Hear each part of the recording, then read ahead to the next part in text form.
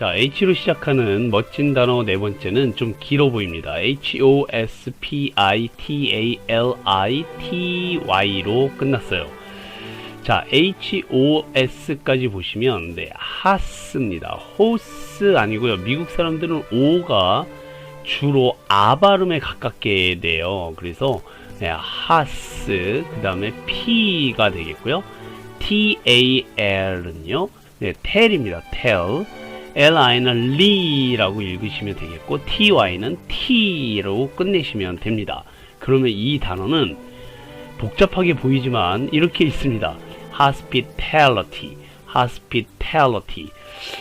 몇몇 분들은 이 단어를 가만히 보시다가 hospital까지만 보시고 hospital 이렇게 보시는 분들이 계셔서 이 단어를 병원과 관련된 hospital을 그럼 병원이잖아요. 여기까지가 병원입니다. hospital. 네, 그래서 lity가 붙어서 무슨 병원하고 관련된 단어 아니냐 그렇게 생각하실 수 있는데 전혀 아닙니다. 이 단어는 병원하고는 아무 관련이 없는 환대, 환영, 손님 접대라든지 손님 대접을 뜻하는 단어입니다. 자, 한번 읽어보실까요? hospitality. 마지막 T에서 제가 혀를 좀 굴렸어요. 실제 발음이 그렇기 때문에 그런데 좀 거슬리신다면 hospitality 이렇게 읽으셔도 상관없습니다. 환대, 환영, 손님 접대 이런 뜻이라고 보시면 될 것 같아요. hospitality의 이런 사전적 의미를 알아보면은요, 지금 말씀드렸듯이 환대나 후대라는 뜻을 갖고 있습니다. 환대한다라는 것은 기쁘게 맞아 정성껏 대접한다라는 뜻이죠. 그러니까 hospitality 그러면 누군가를 기쁘게 맞이해서 후하게 대접한다라는 의미입니다. 게다가 이 hospitality는요, 이 산업의 그런 수준으로, 그러니까 기업체라든지 산업의 기준으로 우리나라에서는 흔히 이런 것을 환대 산업이라고 그래요. 그러니까 호텔이라든지 리조트, 여행사 이런 곳에서 제공하는 모든 서비스의 총체적인 의미를 갖습니다. 네, 이런 환대 산업이 발달한 나라들은요, 오래전부터 환대를 하는 그런 문화가 있었다라고 얘기할 수 있죠. 아주 간단하게 얘기하면 효율적인 서비스로 고객 만족을 극대화하는 것을 hospitality라고 합니다. 여러분들은 손님들이 오시면 어떻게 대접을 하시나요? 네, 손님들이 오실 때 정말 청소도 많이 하고 깨끗하게 하고 음식도 많이 장만하고 그러시잖아요. 그러니까 우리나라는 오래전부터 hospitality 문화가 있었다라고 얘기할 수가 있는 거죠. 네, 아주 재밌는 사진 하나 좀 보여드릴게요. 여기 이제 인천국제공항인데 동남아시아 사람들이 손을 막 흔들고 있죠. 이게 왜 그러냐면 이 사람들이 입국을 할 때 우리나라 사람들이 막 손을 흔들면서 환대, hospitality를 막 해주거든요. 그러니까 이 사람들이 자기들한테 hospitality를 해주는 줄 알고 손을 흔들고 웃고 기분 좋아서 소리도 지르고 감사하다, 땡큐 그러고 있는 겁니다. 한국에는 hospitality 문화가 발달했나 보다 이렇게 생각할 수 있겠죠. 근데 아닙니다. 그쵸? 그 앞에 누가 있어요? 네. 아주 예쁜 여성 한 분이 계시죠. 이분이 누구냐면 우리나라의 대표적인 가수 중에 한 명인 아이유입니다. 네, 이 아이유가 입국하는데 뒤에 같이 탔던 외국인들이 뒤에 서 있는 거예요. 근데 이 아이유를 보호하는 이 보디가드, 이분이 덩치가 한 덩치 하지 않습니까? 그러니까 가려서 보이지가 않으니까 이 뒤에 있는 사람들이 아이유를 보고 환호하는 우리나라 팬들을 보고 자기네들을 보고 그러는 줄 알고 기분 좋아서 손을 흔들고 아주 감사하다라고 얘기하는 아주 재밌는 사진이 하나 올라왔어요. 그쵸? 네, 자. 어쨌든 아이유가 없다 하더라도 우리나라 사람들은 외국인들한테 hospitality를 잘 해주는 국민들이 많겠죠. 그쵸? 자, 손님 대접을 잘해야 됩니다. 뭘 잘해야 된다고요? hospitality를 잘해야 됩니다. 왜냐면 우리나라는 관광으로 주로 많이 먹고 살거든요. 그러니까 오시는 손님들한테 hospitality를 잘해 주시기를 부탁드리겠습니다. 자, H로 시작하는 멋진 단어 다섯 번째는 HYBRIT. 뭐 비교적 짧게 보이는 단어입니다. 그리고 여러분들이 많이 들어보셨음직한 단어인데요. H 다음에 Y가 오면 그대로 high라고 읽으시도록 하시면 되겠고요. 그 다음에 B 혼자 있으니까 B, hive. RI는 read가 되겠죠. D까지 붙여서 읽으시면 그럼 hive read라고 읽어서 그대로 발음을 하시면 됩니다. 자, 읽어볼까요? hybrid. 네, 많이 들어보셨을 거예요. 주로 우리는요, 이 자동차 뒤에 붙어 있는 이 단어들을 가끔 보시게 됩니다. HYBRID. 네, HY입니다. 이게 YBRID. 이런 영어 단어가 차에 붙어 있으면, 네, 하이브리드 차다라고 얘기를 하시면 되는데, 하이브리드가 어감도 좋고 세련돼 보이잖아요. 느낌이, 소리가. 그런데 놀랍게도요, 뜻은 잡종이라는 뜻입니다. 네, 혼성체, 혼합물, 뭔가 두 가지 이상이 하나로 합쳐진 것을 영어로는 하이브리드라고 해요. 좀 쉽게 제가 설명을 드리면 이 그림을 보시면 그러실 거예요. 하이브리드의 뜻이. 자, 놀랍죠, 그렇죠? 상어하고 말하고 합쳐놨습니다. 잡종이에요. 이걸 하이브리드 애니멀이라고 해요. 네, 두 가지를 섞어놨다 이겁니다. 고릴라하고 새하고 합쳐놨어요. 네, 이것도 하이브리드. 네, 나비하고 코끼리하고 합쳐놨다 이겁니다. 네, 그러면 이것도 하이브리드. 자, 사자하고 펭귄하고 합쳐놓은 것도 하이브리드라고 하시면 됩니다. 두 가지 이상을 하나로 합친 것. 그러니까 어떤 것을 만들어내기 위해서 두 개 이상의 요소가 합쳐진 것을 하이브리드라고 하는 거예요. 네, 그렇다면 왜 자동차에서도 하이브리드를 쓸까? 당연히 두 가지가 합쳐져 있기 때문에 그렇습니다. 지금은 다 휘발유로 자동차가 가죠. 전부 다 이제 가솔린으로 자동차가 움직이는데요. 이제 미래는요, 전기 자동차의 시대가 이제 조만간 도래할 겁니다. 네, 그래서 하나의 차에 휘발유도 넣을 수도 있고 전기로 충전시켜서 갈 수도 있고, 네, 두 가지의 것을 하나로 합쳐서 만든 차가 바로 하이브리드 자동차라고 하시는 거예요. 뭐 아날로그하고 디지털을 합쳤기 때문에 하이브리드 이렇게 얘기할 수도 있겠죠. 원래는 앞서서 설명드렸듯이 동물이나 식물, 그런 따위의 그 잡종, 혼종, 이종, 그런 것을 뜻하는 영어 단어였다라는 거죠. 그래서 이 원래 뜻에서 응용해서 두 가지 이상의 이질적인 기능이 합쳐진 것을 뜻하게 된 단어가 바로 하이브리드라고 보시면 됩니다. 지금은요, 절대 다수가 이 하이브리드 자동차를 뜻하는 말로 사용하고 있죠. 주의하셔야 될 것이 있는데요. 사람한테 이 단어를 공부하셨다고요 해서 사람한테 쓰시면 아주 큰 결례가 됩니다. 네, 우리나라 말로는 보통 뭐 특이 이런 말로 해가지고 사람들을 놀리는 경우가 있는데, 엄격하게 말하면은요, 이게 신뢰적인 말이다라고 얘기하기보다는 생물학적으로 완전히 틀린 말이에요. 사람한테 쓰게 되면. 인류는요, 사람은 단일종이기 때문에 이 잡종, 하이브리드 이렇게 표현하시면 안 되고요. 믹스드 블러드라고 얘기를 해주셔야 돼요. 믹스, 네, 섞였다. 블러드, 피입니다. 피가 섞였다. 우리말로는 이제 혼혈이라고 하는 거죠. 그래서 사람한테는 하이브리드를 쓰시면 안 됩니다. 네, 그냥 친한 사이끼리, 아주 허물없이 친한 사이끼리는 아이고 저 사람은 하이브리드야 이렇게 얘기하셔도 뭐 웃고 넘어갈 수 있지만, 당사자 앞에서 그렇다면 큰일 나는 거예요. 네, 그러니까 네, 하이브리드는 이 동물이나 물건, 자동차에서만 쓰실 수 있도록 하시고요. 네, 그야말로 이제 그 다른 나라 사람들끼리 결혼해서 아이가 이제 국적이 여러 가지다. 그럴 때는 mixed blood라고 하시면 괜찮습니다. 네, 혼혈. 네, 이런 말도 괜찮잖아요. 네, 그러니까 사람한테 쓰는 말과 동식물, 자동차한테 쓰는 말, 하이브리드와 구별하셔서 써주시면 좋으실 것 같습니다.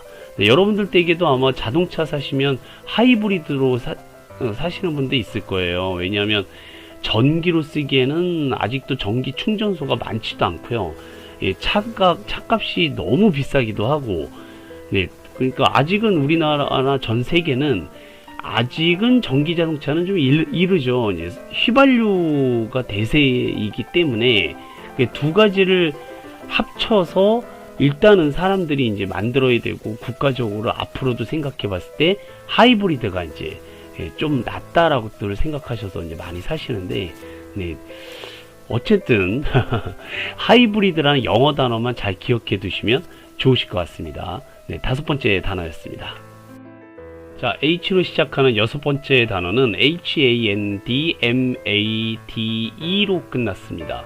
앞에 있는 hand는 눈에 익으실 거예요. hand죠, hand, 손. 네, 손을 얘기를 하고요. made, made라는 단어는 만들다라는 동사입니다. 그래서 두 개의 단어가 합쳐진 단어라고 보시면 되겠는데, 자, 읽어볼까요? handmade. handmade의 뜻은 손으로 직접 만든, 그러니까 이제 한문으로 얘기하면 수제품의, 수제의 라는 뜻이 되죠. 사람이 직접 이렇게 한 땀 한 땀 또는 직접 오랜 시간과 수고를 이제 들여서 만든 제품을 handmade라고 얘기를 하시고 이해하시면 되겠습니다. 어떻게 보면은 굉장히 독창적이고요. 세상에 하나뿐이 없는 굉장히 이 가치가 높은, 네, 그런 제품들을 핸드메이드라고 하죠. 하지만 단점은 AS가 어렵고요. 네, 가격이 너무 비싸고, 네, 그리고 한번 고장나면 고치기가 어렵다라는 단점이 있습니다. 하지만 좋은 점은 세상에 하나밖에 없다라는 거죠. 네, 핸드메이드. 네, 그렇다면 요즘은요, 이 핸드메이드 제품이다. 그래서 100% 오리지널 핸드메이드. 네, 이렇게 뭐 광고도 많이 해서 고가품으로 많이 팔기도 합니다. 자, 그렇다면 핸드메이드가 손으로 직접 만들었다면 반대말은 뭘까요? 네, 설마 뭐 발로 직접 만든, 네, 그딴 식으로 얘기하시면 안 되겠습니다. 자, 핸드메이드의 반대말은요, readymatel를 써서요, 레디메이드라고 합니다. 레디메이드, 레디 고 아시죠? 레디라는 말은 이제 준비하시고 뭐 그런 말입니다. 네, 이미 만들어져 있다 이겁니다. 공장에서 기계로 탁탁탁탁 찍어내고요. 똑같은 걸 얼마든지 만들어낼 수도 있고, 이미 준비되어서 만들어지는 제품을 우리는 이제 보통 기성품이다라는 표현으로 쓰기도 하거든요. 이거는 그러니까 레디메이드다 그러면은 이제 똑같은 물건들이 굉장히 많이 있는 겁니다. 네, 그래서 개성도 별로 없고요. 많은 사람들이 입고 다니기 때문에 이제 가치가 약간 떨어질 때가 있어요. 그런 건 이제 레디메이드라고 그러거나, 또는 그 사람으로 비유할 때도 있어요. 사회에서 원하는 대로 탁탁탁 사람들을 찍어내는 겁니다. 그러니까 예를 들어서 뭐 초등학교, 중학교, 고등학교, 대학교 다 졸업시키고, 영어 능력도 다 뛰어나고, 공부도 다 잘하고, 사회에서 원하는 그런 인물을 만들어내는 것, 그런 삶을 레디메이드 삶이라고 그러거든요. 네, 자신의 개인의 어떤 그 개성이라든지 독창성이라든지 그 사람만이 가지고 있는 능력 같은 걸 인정하지 않아요. 네, 모든 사람들이 다 똑같은 삶을 사는 것을 레디메이드 인생이라고도 하고요. 이 과거 우리 그 구한말의 그 최만식 선생님이시라고 소설가가 있는데 그분이 쓴 책도 있어요. 레디메이드 인생이라고.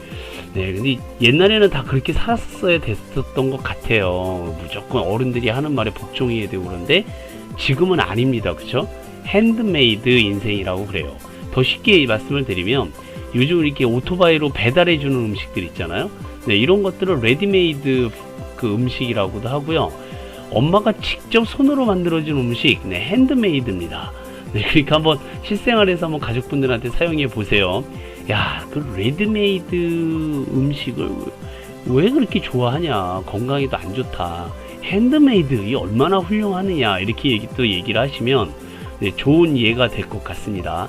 손으로 직접 만들고 수제품이라는 영어 뜻을 가진 영어 단어는 뭐라고요? 네, 핸드메이드입니다. 반대말은 뭐라고요?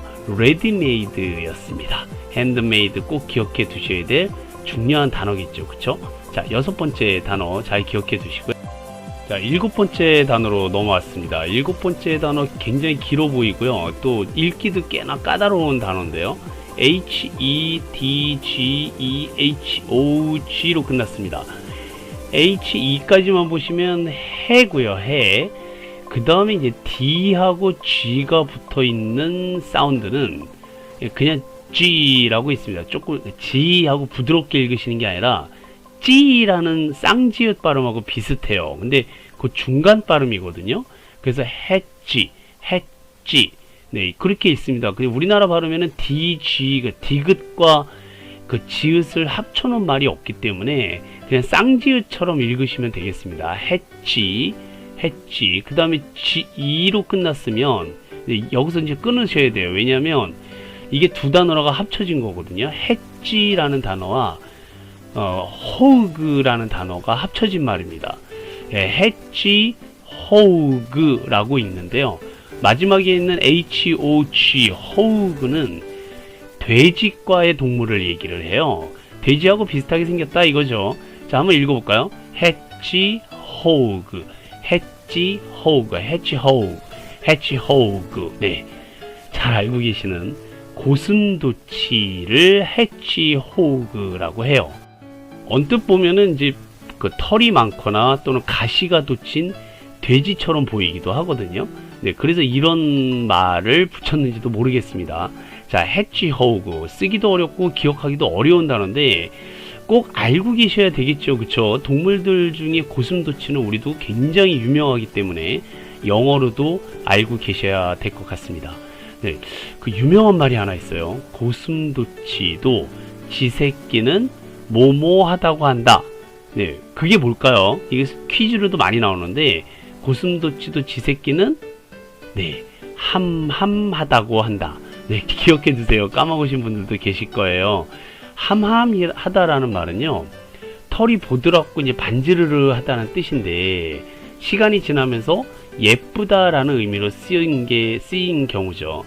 이 속담은 부모 눈에는 제 자식이 다 예뻐 보인다라는 의미입니다.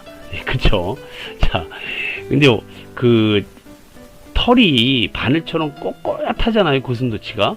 그래서 자기 새끼의 털이 바늘처럼 그렇게 아픈데도 부드럽다라고 옹호한다는 뜻인데, 그 실제 내포되어 있는 의미는 자기 자식의 나쁜 점은 모르고 도리어 그걸 자랑으로 삼는다라는 말이죠. 그쵸?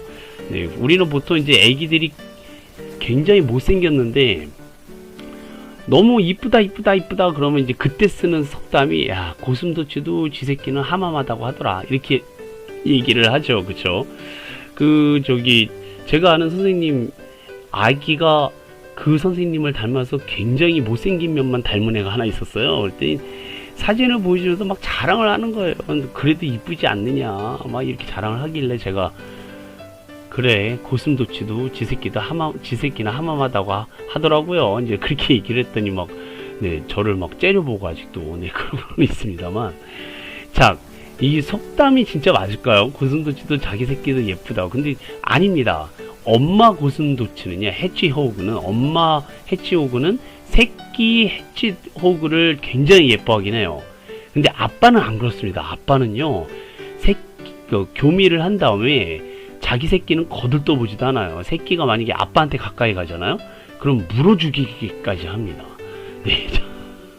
왜냐하면 원래 고슴도치는요, 해치호구는 단독 생활을 하는 동물이에요. 혼자 살아가요. 번식기에만 짝을 이뤄서 1년에 한 번, 한 3, 4마리의 정도의 새끼를 낳거든요. 그러니까 부모 사랑을 얘기를 할 때 고슴도치를 얘기하는 거는 약간 어폐가 있습니다. 네, 그러니까 부모 눈에 다 예뻐 보인다 뭐 그런 거는 꼭 아닌 것 같아요. 자, 어쨌든 우리는 영어를 공부하고 계시오니 고슴도치를 영어로 뭐라 그런다고요? 네, hedgehog, hedgehog, hedgehog. 네, 기억해 두시기를 부탁드리겠습니다.